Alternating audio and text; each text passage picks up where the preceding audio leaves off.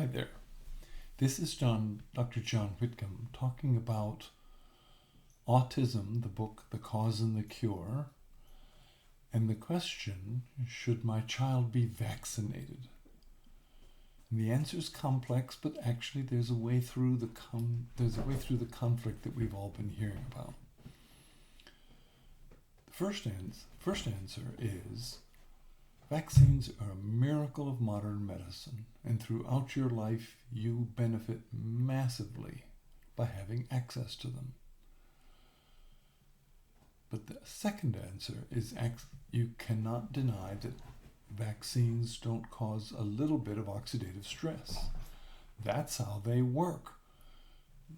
A child gets a sore arm and a little bit of a fever. No big deal. Most of the time. But there are circumstances in when that is a big deal. And let me give you an example.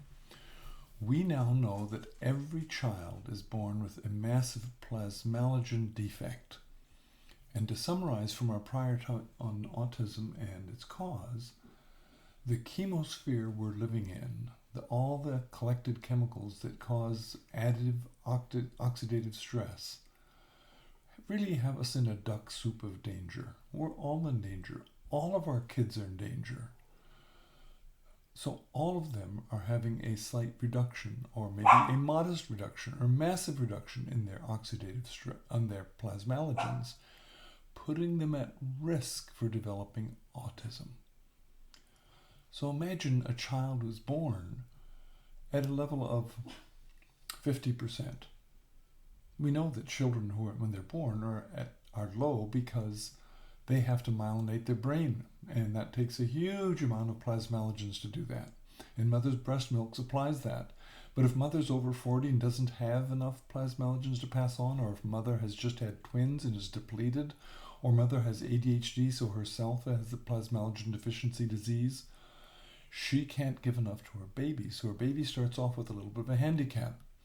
And then imagine the baby gets a vaccine right at birth and has 2% effect. Well, that baby's not going to get autism until it gets down to 10%. We're making up numbers. 2% doesn't seem like anything. Baby does fine. But an RSV infection comes along and lowers them 20%, so now the child is down to 30%. They still look normal. Another virus, another vaccine, each of them just reducing another 2 or 3%. Now you're at 12%. And the child looks like every other child. And now they get a vaccine and they get tipped over. And they get knocked down to 9.5%, and they start having symptoms. And once you activate microglia from all the malondialdehyde made by damaging plasmalogens, you will start having symptoms of autism. So there are places where autism is dangerous. Prodrome glia repairs and fixes plasmalogen deficiency.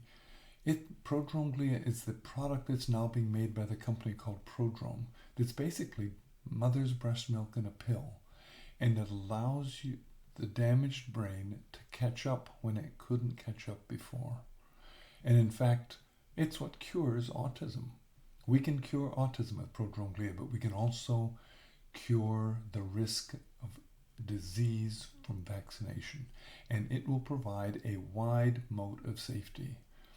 If you would buy prodrome glia plus the liquid and mix a teaspoon of it a day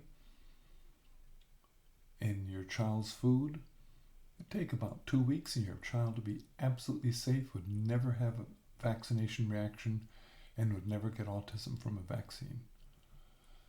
Vaccines are unbelievably important, unbelievably helpful, hugely important for protecting against very, very dangerous diseases. Those diseases are real. But wait, there's a workaround. And our children are living in a duck soup of danger.